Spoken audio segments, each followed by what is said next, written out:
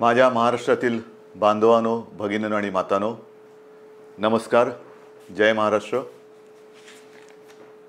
साधारणतः प्रत्येक आठवड्यामध्ये आपण अशा पद्धतीने भेटतो आहोत आणि मी बोलतो आहोत असं म्हणेन, पण मीच बोलतो आणि आपण ऐकता आहात.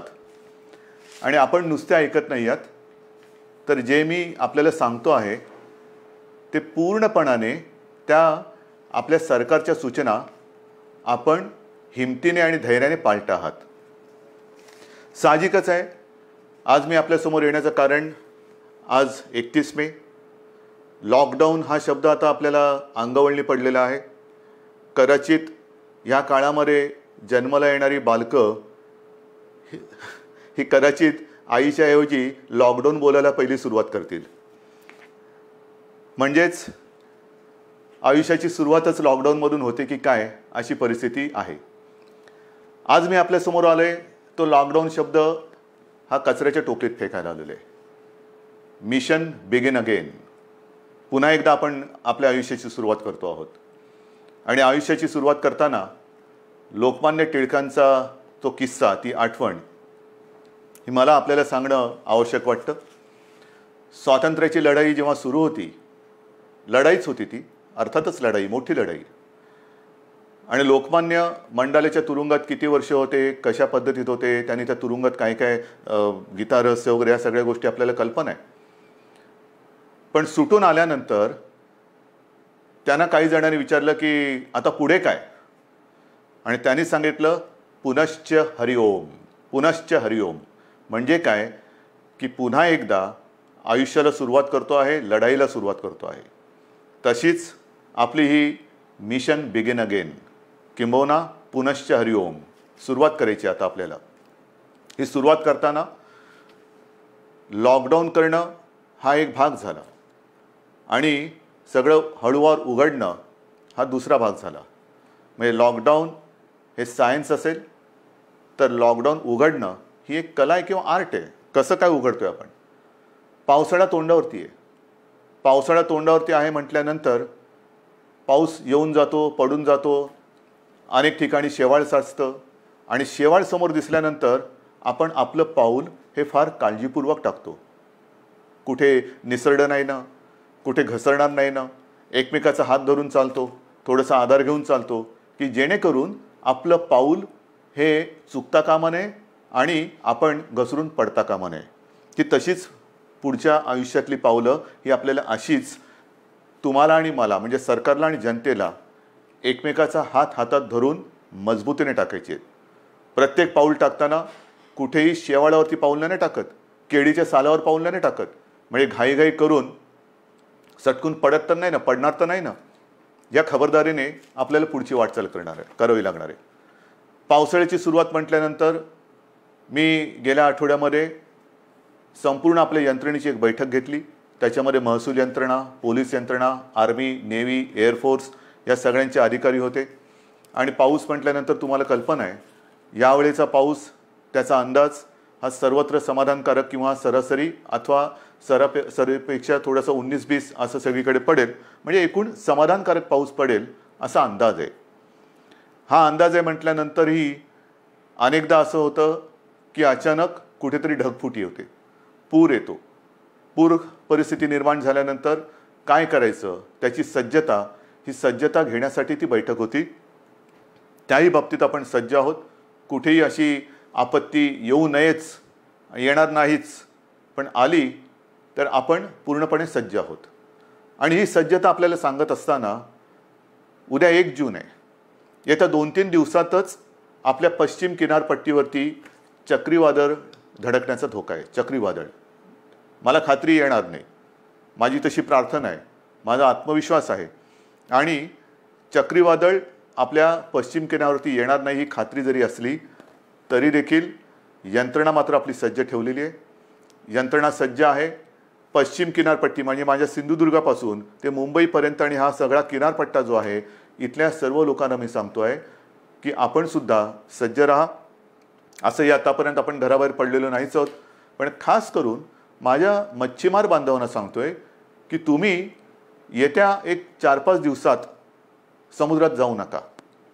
कारण ते वादळ घोंगावत आहे, कुठे जाईल कसं जाईल दिशा अजून ठरलेली नाही आहे. आपल्या दिशेने येत आहे, ती दिशा बदलून ते दुसरीकडे जाऊही शकेल आणि ते जाईलही नक्की. पण आपण मात्र सज्ज राहिलं पाहिजे. आणि ही खात्री बाळगल्यानंतर, खात्री एक सज्जता आपली घेतल्यानंतर, दाखवल्यानंतर पुनश्च हरिओम म्हणजे काय, कारण केंद्र सरकारने त्यांची सूचनावली दिलेली आहे, काय काय करायचं काय करायचं नाही आणि कुठे कुठे कसं कसं काय काय आहे. पहिल्या प्रथम मी आपल्याला सांगू इच्छितो की कोरोनासोबत जगायला शिका, कोरोनाचा मुकाबला करता करता जगायला शिका. हे आत्तापर्यंत आपल्याला सगळ्यांना सल्ले देण्यात आलेले, सगळ्यांकडनं मी पण ऐकतोय, आपणही ऐकताय. पण हे ऐकताना जे मी यापूर्वी आपल्याला सांगितलेलं आहे की बाहेर पडताना तोंडावरती मास्क हा अनिवार्य आहेच, नक्कीच आहे. तोंडावरती मास्क लावणं अत्यंत अत्यंत गरजेचं आहे. हात सतत धुत राहणं हे फार महत्त्वाचं आहे. उगाच इकडे तिकडे जाताना कारण नसताना कुठेही हात लागला आणि कंटाळा आला म्हणून मास्क काढला आणि तोंडावरती हात फिरवला, डोळ्याला हात लागला, तोंडाला हात लागला, मग 24 तास तुम्ही मास्क लावला आणि 5 सेकंद मास्क काढून तो हात न धुता तुम्ही तोंडाला लावला तर 24 तास मास्क लावण्याचा काही परिणाम होणार नाही. तुम्हाला संसर्गापासून जर का जपायचं असेल तर नुसतं मास्क लावणं नाही, तर कुठेही हात लावल्यानंतर किंबहुना तोंडाला हात लावू नका, चेहऱ्याला हात लावू नका. हा पहिला नियम हा पुढचे काही काळ किंबहुना पुढच्या आयुष्यात आपल्याला अत्यंत काटेकोरपणाने पाळावंच लागणार आहे. बाहेर पडताना सुद्धा आपण टप्प्याटप्प्याने पडतो आहोत. अनेक जणांना घाई झालेली आहे, मला कल्पना आहे. आता काय झालं ना, आता उघडा ना, आता उघडा ना, उघडतो ना, हळूहळू करू ना आपण सगळ्या काही गोष्टी. ह्या सगळ्या गोष्टी इतर देश काय करतायत, काही देशांनी लॉकडाऊन केलाच नव्हता, टाळेबंदी केलीच नव्हती, त्यांची काय स्थिती आहे तेही आपण बघतो आहोत. काही जणांनी लॉकडाऊन केला, तो उठवल्यानंतर तिकडे काय परिस्थिती निर्माण झाली तेही आपण बघतो आहोत. कालच मी एक बातमी पाहिली की एका देशाने शाळा सुरू केल्या आणि त्या पुन्हा बंद करावं लागल्या. म्हणजे थोडीशी उघडझाप ही सगळीकडे चाललेली आहे. मला असं वाटतं आपण उघडझाप नाही करायची. आपण एकदा जी गोष्ट आपण चालू करू ती सुरूच ठेवायची. आणि तेवढी शिस्त, तेवढा संयम हा आता गेल्या 2 महिन्यात आपल्याकडे आलेला आहे. स्वयंशिस्त म्हणा किंवा एक जिद्द म्हणा, ही आपल्या अंगी आपण आणलेली आहे. जी गोष्ट आपण ज्याची सुरुवात करू ती पुन्हा बंद करण्यासाठी नाही, अजिबात नाही. आणि म्हणून मला असं वाटतं की हा एक वादळाचा धोका आहे, तो किनारपट्टीला आहे. त्या किनारपट्टीमध्ये आपण दक्षता तर घेतोच आहोत, पण इतरत्र संपूर्ण महाराष्ट्रामध्ये 3 तारखेपासून आपण थोडेसे हातपाय हलवायला सुरू करूया. एक हातपाय हलवायला सुरू करूया.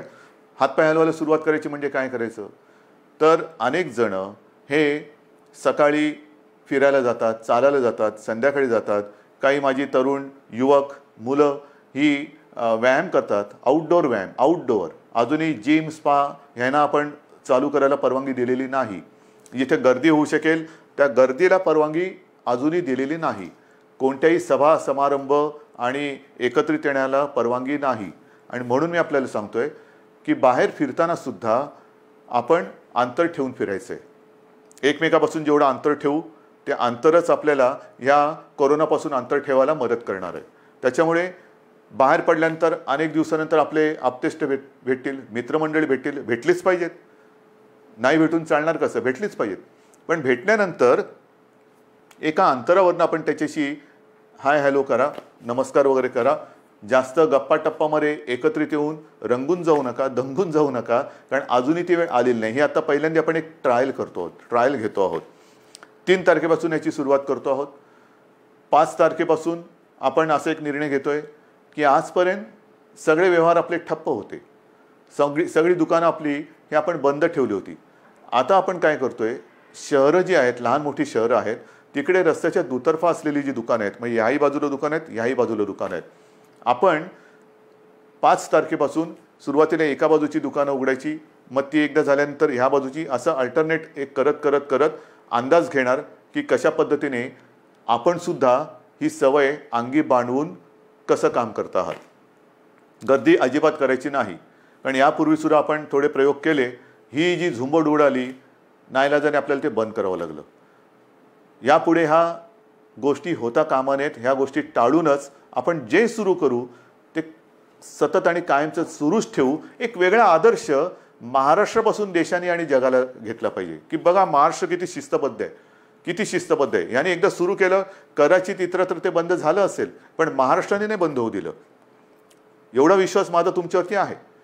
तर एक 5 तारखेपासून दुकानं आपण चालू करू आणि नंतर पुढचा जो रविवार आहे आपलं सोमवार आहे तो 8 तारीख आहे. या 8 तारखेपासून आपण आपले कार्यालय सुरू करतो आहोत. कार्यालय सुरू करतो. तुम्हाला मी मंत्रालयाचं उदाहरण दिलं. सुरुवातीला मंत्रालय सगळं बंद करत असताना 50%, 25%, 5%, मध्ये एक काळ तर असा आला की 100% बंद करावं लागलं. मग हळूहळू पुन्हा 5%वर आणलं. आता आपण आपली ऑफिसेस जे आहेत त्या ऑफिसेसमध्ये आपल्या कर्मचाऱ्यांची संख्या ही साधारणतः 10% उपस्थितीवरून सुरू करू. एक 10% उपस्थितीने सुरू करू. त्याला काय आपल्याला अनुभव येतोय? केसेस वाढत आहेत का? कारण आत्ता आपण या काळामध्ये जे सुरू करतो आहोत तो खास करून आपला, मी मागेही आपल्याला सांगितलं होतं, कुठेतरी ज्याला आपण पीक म्हणतो म्हणजे सर्वोच्च बिंदू, त्याच्या एकतर जवळ जातो आहोत किंवा त्याच्यावरती आलेलो आहोत.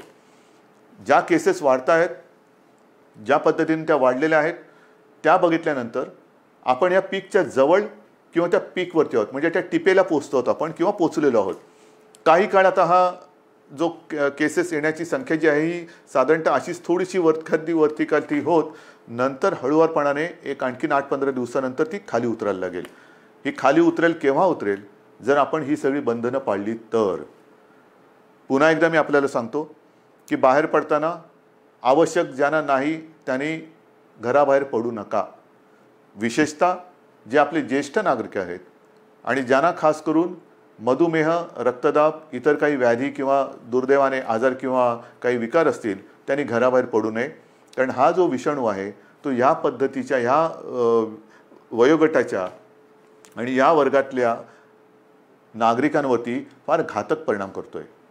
ज्या ज्या काही गोष्टी आपण बघतो आहोत गंभीर गंभीर गंभीर म्हणतोय त्याच्यामध्ये ह्या वर्गातली लोक म्हणजे ज्याला हाय रिस्क ग्रुप ज्याला म्हणतो आपण त्या वर्गातली लोक किंवा नागरिक हे त्याला जास्त त्याचा प्रादुर्भाव हा अतिशय गंभीरतेने होतोय, घातक ठरतोय तो.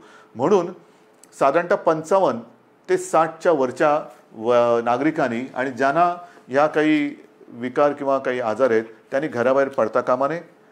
हे जरी घरात राहिले तरी मग प्रश्न येतो जे घराबाहेर पडणार आहेत साधारणतः मध्यमवयीन किंवा युवा, त्यांनी घराबाहेर पडल्यानंतर घरात गेल्यानंतर आपल्याला ज्येष्ठ आपले माता पिता आहेत, आई वडील आहेत, आजी आजोबा असतील, आणखीन कोणी ज्येष्ठ आपले नातेवाईक असतील, त्यांना आपल्याकडनं अनावधानाने सुद्धा हा संसर्ग होऊ द्यायचा नाही आहे.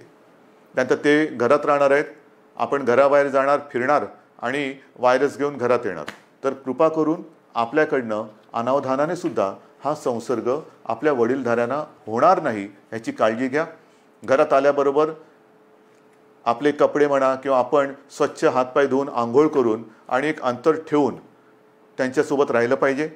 कोणालाही कुठलंही लक्षण आढळलं, कारण याची लक्षणंसुद्धा मी आपल्याला सांगितलेले आहेत. सर्दी खोकला, कारण आता पावसाळा आलेला आहे, पावसाळा आला, सर्दी खोकला ताप, थोडंसं थकवा, तोंडाची चव जाणं, नाकाचा वास जाणं, ही जी काही अशी लक्षणं आहेत ही लक्षणं आढळली तर ताबडतोब आपल्या डॉक्टरना किंवा दवाखान्यात तिकडे तुम्ही जायला पाहिजे. लक्षणं वेळेत ओळखून जर आपण उपचार सुरू केले तर बरे होणाऱ्यांची संख्यासुद्धा खूप आहे, मोठी आहे संख्या. म्हणजे ती संख्या जर का मी तुम्हाला सांगितली तर एक दिलासादायक नक्कीच ती संख्या आहे. आत्तापर्यंत आज महाराष्ट्रामध्ये केसेस किती आहेत? महाराष्ट्राचा विचार केला तर साधारणतः 65,000 केसेस आहेत. 65,000 केसेस. पण या 65,000 केसेस कशा आहेत? ह्या आपला पहिला रुग्णसुद्धा याच्यात धरला जातोय. म्हणजे हे गेल्या वेळेला मी आपल्याला सांगितलं होतं की सुरुवातीला ज्याच्यामुळे कळलं की कोरोना आपल्या शहरामध्ये किंवा आपल्या राज्यामध्ये आलेला आहे तो रुग्ण आज बरा होऊन घरी पण गेला, कधीच गेला, पण तरीसुद्धा तो पहिला रुग्ण ह्या 65,000 धरला जातो. हे चूक आहे, ही चूक आहे. आणि तसं जर बघितलं तर आत्तापर्यंत 65,000मधून 28,000च्या आसपास हे रुग्ण बरे होऊन खडखडीत बरे होऊन घरीसुद्धा गेलेले आहेत. 28,000च्या आसपास. काही दुर्दैवाने जे काय मृत्यू घडले तोही आकडा आहे. पण ह्या आता जे आपल्याकडे रुग्ण ज्यांना म्हणतो म्हणजे ॲक्टिव्ह केसेस जे पॉझिटिव्ह आहेत त्याच्यामध्ये आजचा आकडा आहे साधारणतः 34,000 आहे. या 34,000मध्ये साधारणतः 24,000 रुग्ण हे असे आहेत की त्यांना कोणतीही लक्षणं नाही, त्यांना कोणत्याही औषधोपचाराची आज गरज नाही, ते आपल्या क्वारंटाईनमध्ये आहेत, काही पॉझिटिव्ह असल्यामुळे आयसोलेशनमध्ये आहेत. पण या 24,000मध्ये सुद्धा साधारणतः मध्यम ते थोडी तीव्र अशा लक्षणाचे आपल्याकडे साधारणतः 9,500 आहेत. म्हणजे महाराष्ट्राची परिस्थिती हाताबाहेर गेली, मुंबईमध्ये सगळी वातात लागलेली आहे, लष्कराला बोलवा, राष्ट्रपती राजवट लावा. त्यांना म्हणे हे आकडे बघा, हे आकडे बघा ना, हे आकडे बोलके आहेत. हे का आपण करू शकलो? 9,500 यांना साधारणतः मध्यम ते तीव्र लक्षणं आहेत आणि त्याच्यापैकी साधारणतः 1200 जण मात्र हे थोडे गंभीर आहेत. त्याच्यापैकी 200 जण हे व्हेंटिलेटरवरती आहेत. म्हणजे 65,000 जो आकडा आपण ऐकतो आहोत आणि बापरे महाराष्ट्रामध्ये काय चाललंय, मुंबईमध्ये काय चाललंय, काय सरकार काय काम करते की नाही आहे, तर 65,000 आकड्यामध्ये 28,000 घरी गेलेले आहेत आणि अतिगंभीर जर म्हटले तर 200 रुग्ण हे व्हेंटिलेटरवरती आहेत. आता व्हेंटिलेटरवरती सुद्धा जे आहेत यापैकी सुद्धा काही जण हे म्हणजे आत्ताचे नाहीत, आत्तापर्यंतच्या 65,000 मी बोलतोय, यापैकी काही जण व्हेंटिलेटरवरनं सुद्धा व्यवस्थित बरे होऊन घरी गेलेले आहेत. ही वस्तुस्थिती आहे. आणि म्हणून मला आजही असं वाटतं की जे काही आपल्याबद्दलचं एक चित्र किंवा महाराष्ट्राला बदनाम करण्याचं कारस्थान दुर्दैवाने काही आपली म्हणणारी माणसं करतात तेव्हा दुःख होतं. पण हे जरी खरं असलं तरी एका गोष्टीचं मला नक्कीच समाधान आहे की आपला विश्वास जो सरकारवरती आहे त्याच्यामुळेच सरकार हे काम करू शकतोय.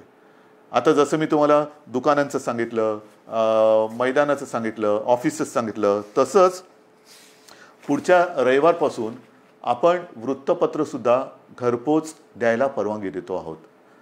कारण आपली वृत्तपत्र वाचण्याची सवयच गेली. वृत्तपत्र वाचण्याची सवय गेली कारण सकाळ होते तीच आपली पेपर आणि चहापासून. तर पुढच्या रविवारपासून वृत्तपत्रांसुद्धा घरपोच पोचवण्याची आपण परवानगी देत आहे. पण ही परवानगी देताना एक गोष्ट मात्र दक्षता घ्यावी लागणार. मी वृत्तपत्र विक्रेत्यांशी बोललेलो आहे आणि त्यांना मी सांगितलं की वृत्तपत्र विक्रेते जी आपली मुलं आहेत ती सुद्धा मुलं आहेत, त्यांना सुद्धा आपण काळजी घेतली पाहिजे, त्यांची काळजी घेतली पाहिजे. त्यांना देखील आपल्याला मास्क द्यावा लागणार, त्यांना एक हँड सॅनिटायझरची बाटली द्यावी लागणार. वेळोवेळी त्या मुलांनी सुद्धा आपले हात हे धुत राहिले पाहिजेत.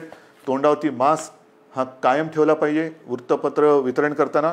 आणि अशा पद्धतीने वृत्तपत्रसुद्धा वितरण करण्याची परवानगी आपण पुढच्या रविवारपासून देत आहोत. मैदानाची परवानगी मी तुम्हाला सांगितलेली आहे. सार्वजनिक ठिकाणी आपण फिरायला जाऊ शकता, व्यायाम करायला जाऊ शकता आणि ती वेळ आपण पहाटे 5 पासून संध्याकाळी 7 वाजेपर्यंत अशी मुभा ठेवलेली आहे. पहाटे 5 म्हणजे ज्यांना आपण मॉर्निंग वॉक जो म्हणतो, ज्यांची सवय आहे लवकर उठून फिरायला जायचं, आपण पुन्हा एकदा सकाळी 5 वाजल्यापासून पहाटे 5 वाजल्यापासून संध्याकाळी 7 वाजेपर्यंत ह्या सगळ्या सार्वजनिक स्थळांचा म्हणजे मैदानं असतील, सी फेस आहे आपला, इतर ग्रामीण भागातल्या काही गोष्टी असतील, तलाव आहेत, कुठेही इकडे या पहाटे 5 ते संध्याकाळी 7 वाजेपर्यंत आपण निश्चित निसर्गाच्या सान्निध्यात जाऊ शकता, फिरू शकता, मैदानी व्यायाम करू शकता. पण हे व्यायाम करताना आरोग्य कमावण्यासाठी म्हणून त्याचा उपयोग करा. एकत्रित येऊन जे आरोग्य आपलं आहे ते बिघडून देऊ नका. अंतर हे ठेवलंच पाहिजे, हे मी पुन्हा सांगतोय. हे झाल्यानंतर मग जे काही आकडे मी तुम्हाला सांगणार आहे ते आकडे ह्याची थोडीशी तुम्हाला कल्पना असायला पाहिजे की नेमकं सरकारने आत्तापर्यंत केलेलं काय आहे, काय करते सरकार, किती आपल्याकडे व्यवस्था आहे. तर ज्या वेळेला हे संकट कोरोनाचं आलं कोणालाच कल्पना नव्हती की हे किती वाढेल आणि त्याच्यासाठी तयारी किती करावी लागेल. म्हणजे साधी गोष्ट आहे की आपल्याकडे राज्यामध्ये प्रयोग म्हणजे ज्या टेस्टिंग लॅब ज्या आहेत त्या नाही आहेत अशातला भाग नाही. पण याच्यासाठी जी टेस्ट करावी लागते त्याची सुविधा ही फक्त 2 ठिकाणी होती. एक आपल्या कस्तुरबामध्ये आणि पुण्याच्या NIVमध्ये. ही कस्तुरबाची सुद्धा जी लॅब आहे ती आपण साधारणतः 2007 साली मुंबई महापालिकेच्या माध्यमातून केली म्हणून ती दुसरी होती, नाहीतर फक्त एकच होती. त्याच्यात कस्तुरबा आपण केली, त्या 2 लॅब होत्या. आजच्या क्षणाला आपल्या महाराष्ट्र राज्यामध्ये 77 ही चाचणी केंद्र आहेत आणि येत्या 2-4 दिवसात ती 100 पर्यंत जातील. म्हणजे 2पासून 77, 77 पासून 100. आणि माझा प्रयत्न असा आहे की येत्या पावसाळ्यामध्ये टेस्टची संख्या आणि त्याची उपलब्धता ही आणखीन वाढवण्याची गरज आहे. कारण पाऊस म्हटल्यानंतर भिजणं हे आलंच, सर्दी खोकला शिंकणं, थोडा ताप, फ्लू हा आलाच. आणि तो आल्यानंतर लॅबची संख्या वाढवणं, चाचण्यांची क्षमता वाढवणं आणि त्याचबरोबर ह्या टेस्ट ज्या आहेत, ह्या चाचण्या ज्या आहेत, त्या केंद्र सरकारशी सुद्धा आपण बोलतो आहोत की त्याची जी किंमत आहे, त्याची जी एक किती पैसे त्याला लागतात ती किंमत ही आपल्याला खाली आणायची, सर्वसामान्यांच्या आवाक्यामध्ये ती आणायची.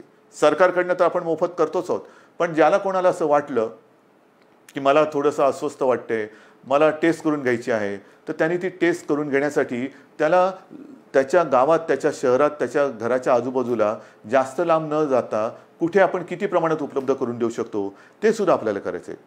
तर ही एक लॅबची संख्या आपण वाढवलेली आहे, आणखीन वाढवतो आहोत. मग अनेकदा अशी तक्रार येते की रुग्णाला बेडच मिळत नाही आहे. दुर्दैवाने थोड्याफार प्रमाणात ही तक्रार खरी आहे आणि ती तक्रार एकसुद्धा असता कामा नये ह्याच्याकडे सरकारचं लक्ष आहे. पण त्याच्याकडे जर का आपण बघितलं तर जे मी आपल्याला सांगितलं की आपल्याकडे ह्या लॅबची संख्या ही 2 होती, 2ची 77 आणि 77ची आता आपण 100 आणि पुढच्या काळात 100हून अधिक करतो. तसं आपल्या राज्यात इन्फेक्शनसाठी जी हॉस्पिटल्स होती ती फक्त 3 होती. आयसोलेशन सुविधा ज्याच्यात असतील अशी 3 होती. आता ती जवळपास 2576, 2500च्या आसपास आपण केलेले आहेत. मग 3पासून 2500. बेड्स किती होते? बेड्स साधारणतः 400च्या आसपास होते आयसोलेशन. ते आता 2.5 लाखाच्या वर महाराष्ट्रामध्ये झालेले आहेत. महाराष्ट्रात 2.5 लाखाच्या वर. त्याच्यामध्ये साधारणतः 25,000 बेड्स हे ऑक्सिजनची सुविधा देऊ शकतील असे आहेत.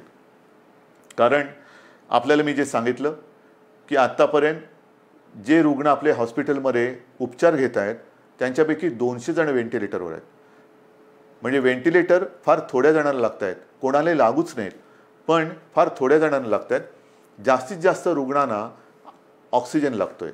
ऑक्सिजनची सुविधा देणारे बेड्स हे आपण मोठ्या प्रमाणावरती तयार केलेले आहेत, आणखीन सुद्धा करतो आहोत.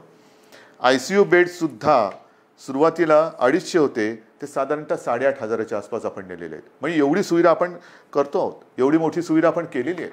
मला मी तुम्हाला सांगितलं की जम्बो फॅसिलिटी किंवा फील्ड हॉस्पिटल्स मुंबईमध्ये आहे, ठाण्यामध्ये आहे, ज्या शहरांमध्ये मी सूचना दिल्यात, मग संभाजीनगर असेल, पुणे आहे, आणखीन कुठेही जिथे जिथे फील्ड हॉस्पिटलची आवश्यकता आहे तिथे त्यांना सूचना दिलेल्या आहेत की तुम्ही ते करा. म्हणजे एकेका ठिकाणी आपण 1,000, 2,000च्या बेडची सुविधा करतोय. गोरेगावला तर साधारणतः 3,000 बेडची सुविधा करतोय.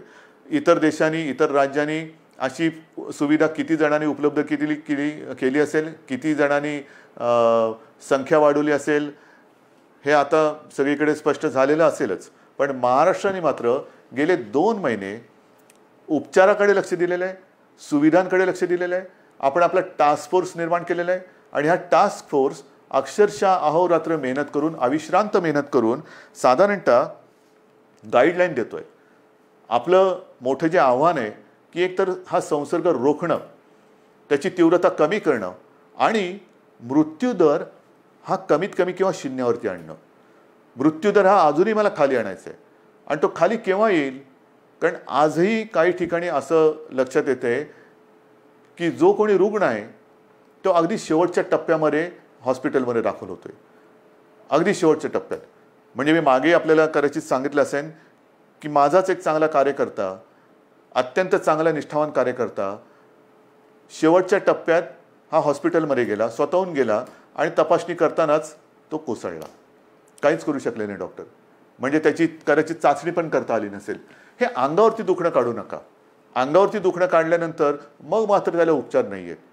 अनेक जण जे वाचून घरी गेलेले आहेत ते वेळेमध्ये आपल्याकडे आलेले आहेत. अगदी दुर्दैवाने काही व्हेंटिलेटरवरती जाऊन सुद्धा सुदैवाने खडखडीत बरे होऊन घरी गेलेले आहेत. वेळेत आले तर उपचार होतात. आता मी मागे सारखं मागे बोलतो, कारण या काही दिवसात एवढ्या जणांशी मी बोलतोय की नेमकं तुमच्याशी बोललो का इतराशी कोणाशी बोललो हे लक्षात येत नाही. तर त्यावेळेला मी सांगितलं होतं की जर का मृत्यूदर खाली आणायचा असेल, आणि तो येतोय, नक्कीच येतोय, आलेला आहे, तर डॉक्टर आपल्याकडे सज्ज आहेत. पण डॉक्टरना 2 गोष्टी वेळेत मिळाल्या पाहिजेत. एक म्हणजे औषधं, ती औषधं आपण त्यांना देतो, आणि सगळ्यात महत्त्वाचा भाग म्हणजे पेशंटसुद्धा वेळेमध्ये जर का डॉक्टरांच्या हातात आला तर डॉक्टर, तुम्हाला कल्पना नाही, अक्षरशः एखाद्या योद्ध्याला साजेल असा पराक्रम करतायत. कोणत्याही टोकाला जाऊन त्याला वाचवण्याची शर्थ करतायत, आणि त्याला मी तर म्हणेन यशसुद्धा येते. आता ही आरोग्यविषयक तुम्हाला माहिती दिल्यानंतर साधारणतः एक महत्त्वाचा मुद्दा होता, तो म्हणजे इतर राज्यातले मजूर. या मजुरांना सुद्धा आपण आत्तापर्यंत 12-1 लाख, किंबहुना त्याच्याहून जास्त असेल, माझ्याकडे आकडा आहे माझ्याकडे, 12-1 लाखापेक्षा नाही, हे बघा, सुमारे 16 लाख मजुरांना रेल्वे आणि बसेसने आपण इतर राज्यात सोडलेली. सुमारे 16 लाख लोकांना रेल्वेतनं आणि बसेसमधून आपण परराज्यात सोडलेलं आहे. साधारणतः 800 ट्रेन्स, 11 लाखाच्या वरती. मी आज पियुष गोयलला धन्यवाद देतोय, कारण गेल्या वेळेला बोलले तर थोडंसं त्यांना राग आला होता. पण पियुषजी, आज मी तुम्हाला धन्यवाद देतोय, मुद्दामून धन्यवाद देतोय, कारण आपण त्यावेळेला ते मनावर घेतलं आणि खरंच तुम्ही ट्रेन्स उपलब्ध करून दिल्या. त्याच्यामुळे साधारणतः 11 लाखाच्या वरती, 11.5 लाखाच्या आसपास मजुरांना आपण त्यांच्या गावात, त्यांच्या राज्यात जाऊ दिले. एस टीने आपल्याला साधारणतः 42,000पेक्षा 42,500 एस टी बसेसद्वारे आपण 5.25 लाख मजुरांना राज्याच्या सीमेपर्यंत सोडलेले आहे. आणि याच्यावरती आपण आत्तापर्यंत मुख्यमंत्री सहायता निधीतून जवळपास 85 ते 90 कोटी रुपये खर्च केलेले आहेत. 85 ते 90 कोटी रुपये. साधारणतः 22पेक्षा जास्त फ्लाईट्सद्वारे 3,000पेक्षा जास्त नागरिक आपण महाराष्ट्रात आणलेले आहेत. 7 जूनपर्यंत आणखीन काही फ्लाईट्स येत आहेत. तर अशी ही सुरुवात होते. शिवभोजन थाळीसुद्धा ही आजपर्यंत आपण 838 केंद्र राज्यात कार्यरत केलेली आहेत. 1 ते 30 मे, फक्त 1 ते 30 मे या काळात या शिवभोजन थाळीच्या योजनेतून आपण 32,77,778 शिवभोजन थाळ्याच्या माध्यमातून एवढ्या लोकांना, म्हणजे 32 लाखाच्या आसपास लोकांना आपण भोजन देण्याची व्यवस्था केलेली आहे. मुख्यमंत्री सहायता निधीत आतापर्यंत 352 कोटी रुपये आपण संपूर्ण आले. त्याच्यापैकी 111 कोटीपेक्षा जास्त हे कोविडसाठी आपण खर्च केलेला आहे. या सगळ्या गोष्टी चालू आहेत. उद्योगधंदे सुरू होत आहेत. 7.5 लाखापेक्षा जास्त मजूर हे कामावरती आलेले आहेत. उद्योगांना तर आपण परवानगी दिलेली आहे. आणखीनही उद्योग आपण सुरू करतो आहोत. आता हे सगळं सुरू करत असताना जसा पावसाळा सुरू होतो आहे तसंच आपलं शैक्षणिक वर्ष सुरू होतं आहे. शाळा कशा सुरू करायच्या, कॉलेजेस कशी सुरू करायची, विशेषतः विद्यापीठांच्या परीक्षांचं काय करायचं, अंतिम वर्षाची परीक्षा घ्यायची नाही घ्यायची, कधी घ्यायची, सगळ्याचा विचार सुरू आहे.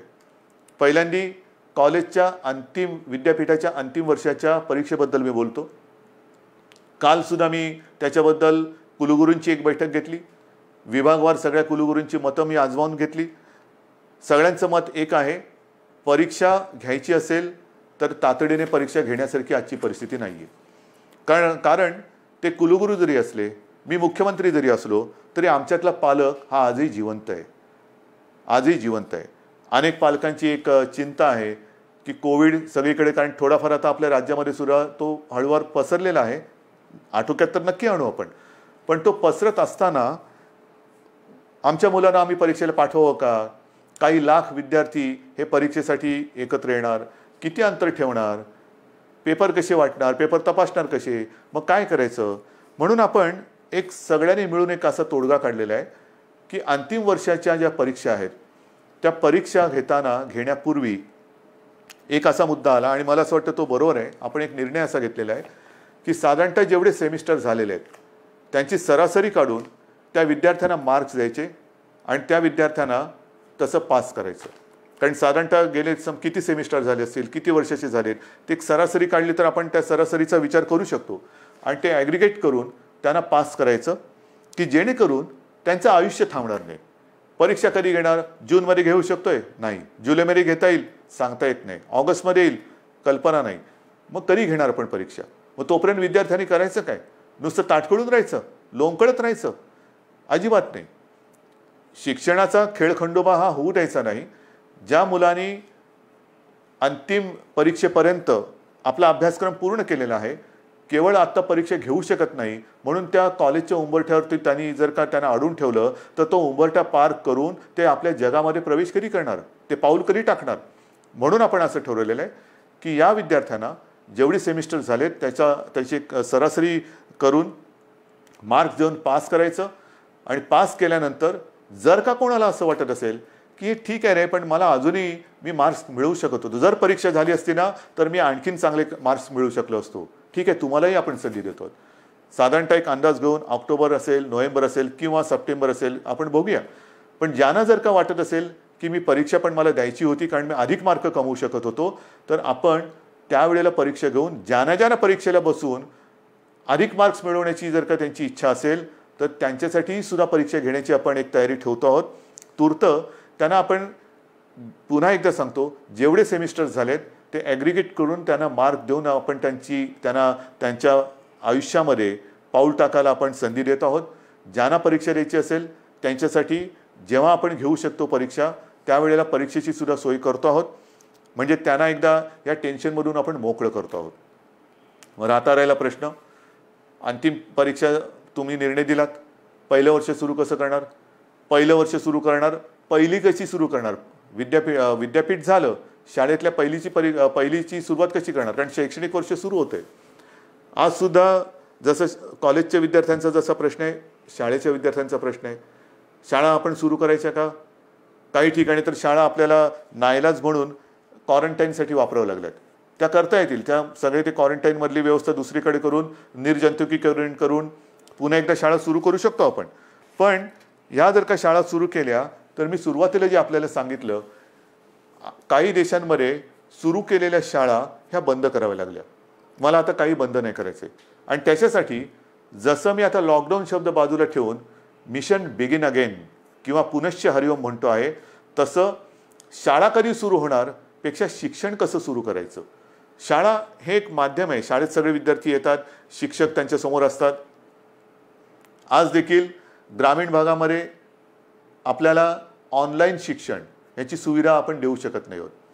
मग काही जणांनी आजच दुपारी मी मोठ्या शिक्षण तज्ज्ञांची एक बैठक घेतली. अनेक जणांनी हे सगळे पर्याय सांगितले की आमच्याकडे शाळा सुरू करू शकतो कारण ग्रामीण भागामध्ये आम्ही हे करू शकतो. काही जणांनी सांगितलं शाळेमध्ये सुद्धा एक दिवसाआड शाळा सुरू करायची का? काही जणांनी सांगितलं आम्ही ऑनलाईन शिक्षण तर आधी सुरू केलेलंच आहे. मी त्यांना असंच म्हटलं की शाळा सुरू करण्यापेक्षा शिक्षण सुरू करायचं आहे. जर आपल्याला ग्रीन झोनमध्ये किंवा जिथे प्रादुर्भाव नसेल, अत्यंत सुरक्षित सगळं अंतर वगैरे ठेवून ग्रामीण भागात शाळा सुरू करू शकत असू, तिकडे पूर्ण खबरदारी घेऊन आपण शाळा सुरू करू शकतो का? ही शक्यता मला काही दिवसात सांगा. शहरांमध्ये ऑनलाईन शिक्षण हे कसं सुरू करायचं त्याच्यावरती आपण विचार सुरू केलेला आहे. ऑनलाईनमध्ये मग काही मोबाईल कंपन्यांशी आपण बोलू की काही डेटा तुम्ही कसा देऊ शकता आम्हाला, TV द्वारे कसं आपण देऊ शकतो, रेडिओच्या माध्यमातून कसं करू शकतो, ई लर्निंग म्हणजे SD कार्ड देऊन आपण कसं सुरू करू शकतो, लॅपटॉप किंवा टॅब, ज्यांच्याकडे लॅपटॉप आहेत त्यांच्याकडे टॅब आहेत, ज्यांच्याकडे काही फोन आहेत त्याच्यात SD कार्ड टाकून ई लर्निंगद्वारे सुरू करू शकतो का? आठवड्यातून शाळेमध्ये किती दिवस येऊ शकतो? शाळेचं निर्जंतुकीकरण वगैरे ती जबाबदारी सरकारची, त्याच्यात तुम्ही काळजी करू नका. स्वच्छता राखणे ही जबाबदारी सरकारची. पण खरंच शहरांमध्ये आपण शाळा सुरू करू शकतो का? आणि सुरू करू शकत नसू तर ऑनलाईन पद्धतीने शिक्षण आपल्याला सुरू करायला पाहिजे. थोडक्यामध्ये जिथे जिथे ऑनलाईनने आपण सुरू करू शकतो तिथे ऑनलाईनने शिक्षण सुरू करू. जिथे आपण शाळा सुरू करू शकत असू तिकडे शाळेतनं शिक्षण सुरू करू. जिथे आपल्याला वाटत असेल की समजा आपल्याला SD कार्ड देऊन आणखीन काय करून शिक्षण सुरू करायचं असेल तर तेही करू शकतोय. येत्या काही दिवसात त्याच्यावरती आपण ठोस निर्णय घेऊ. शिक्षण सुरू झालंच पाहिजे. पण मला असं वाटतं की कोरोनाने आपल्याला नक्कीच काही काही गोष्टी शिकवलेल्या आहेत. कोरोनाने आपल्या स्वतःकडे बघायला हे नक्कीच शिकवलेलं आहे. स्वतःकडे पाहायला शिकवलं आहे, आपल्या कुटुंबाकडे पाहायला शिकवलेलं आहे, आपल्या मुलांकडे, मग शिक्षणाकडे, आरोग्याकडे. आजपर्यंत कदाचित आरोग्य असेल आणि शिक्षण असेल यांना तेवढं प्राधान्य दिलं गेलं नसेल कदाचित. पण मला असं वाटतं की पुढचं आयुष्य जगताना जर आपण जीवनावश्यक वस्तू आणि जीवनावश्यक काही गोष्टी ह्या अशा संकटाच्या काळातही बंद होऊ न देता चालू ठेवल्या, तसंच शिक्षणसुद्धा किती मोठं संकट आलं तरी देखील कसं सुरू ठेवता येईल त्याच्याकडे आता आपल्याला लक्ष देण्याची गरज आहे. आरोग्य सुविधासुद्धा मोठ्या प्रमाणात वाढवण्याची गरज आहे. जसं आपण इकडे विशेषतः मुंबईपासून सुरुवात केली आपण, field hospitals, Bandra Kurla complex असेल, वरळीचे एक्झिबिशन ग्राउंड आहे, तिकडे मोठी फील्ड किंवा जम्बो फॅसिलिटी म्हणून हॉस्पिटल्स उभारली. मी असं ठरवलेलं आहे, आपल्या सरकारने असं ठरवलेलं आहे की येत्या काळात आरोग्याला प्राधान्य द्यायचं, शिक्षणाला प्राधान्य द्यायचं. शहरांमध्ये म्हणजे ग्रामीण भागामध्ये सुद्धा, ग्रामीण भागातली छोटी मोठी शहरं आहेत त्या शहरांमध्ये त्या त्या जिल्ह्यांच्या आवश्यकतेनुसार इन्फेक्शन हॉस्पिटल्स, जी इतर वेळेला तिकडे काही कार्यक्रम चालतील, जसं वरळीचं आपलं गोरेगावचं एक्झिबिशन ग्राउंड आहे, तिथे इतर काही कार्यक्रम चालतात. वरळीला डोम आहे, इतर वेळेला इतर काही कार्यक्रम चालतात. ते कार्यक्रम चालू ठेवायचे, पण हॉस्पिटलची सुविधा ही तिकडे सज्ज ठेवायची. जर गरज लागली तर तिथे 2 ते 3 दिवसात हॉस्पिटल उभारता आलं पाहिजे. उभारता म्हणजे सगळ्या सुविधा ज्या आहेत, म्हणजे बेड्स या सगळ्या पटपट मांडून हॉस्पिटल सुरू होईल. इतर वेळेला लग्नसराई असेल, प्रदर्शनं असतील, कृषीची प्रदर्शनं असतील, इतर काही कार्यक्रम असतील, सभा समारंभ असतील, त्याच्यासाठी ते वापरले जातील. पण आरोग्य सुविधा मात्र जेव्हा गरज लागेल तिथे कमीत कमी वेळेत त्या आपल्याला उपयोगात आणता येतील अशा पद्धतीने राज्यभर आरोग्य सुविधासुद्धा आपण निर्माण करणार आहोत. एकूणच जे मी आपल्याला सुरुवातीला बोललो होतो की आपण खबरदारी घ्या, आम्ही जबाबदारी घेतो. आता खबरदारी आणि जबाबदारी दोन्ही एकत्र करण्याची वेळ आलेली आहे. जबाबदारी सरकारने घेतलेली आहे, खबरदारी आपण घेतलेली आहात. आता खबरदारी आणि जबाबदारी संपूर्ण वाट आपली ही असं समजा की निसरडी आहे. एकमेकाचा हात हातात धरून दोघांनाही कुठे धोका होणार नाही. म्हणजे सरकारला तसं नाही, सरकार तसं पडूच शकत नाही. तुम्ही सोबत असल्यानंतर तसं सरकार कोणी पाडू शकत नाही, मला सरकारची चिंता नाही आहे. पण आयुष्यात कुठेही आपल्याला घाई गर्दीने आपलं पाऊल चुकता कामा नये, पाऊल घसरता कामा नये. याची खबरदारी घेऊन जे करू ते ठामपणाने करू आणि जे करू ते पुन्हा बंद कधी करणार नाही या आत्मविश्वासाने एक एक पाऊल पुढे टाकत जाऊ. Mission begin again. पुनश्च हरिओम. जय हिंद, जय महाराष्ट्र.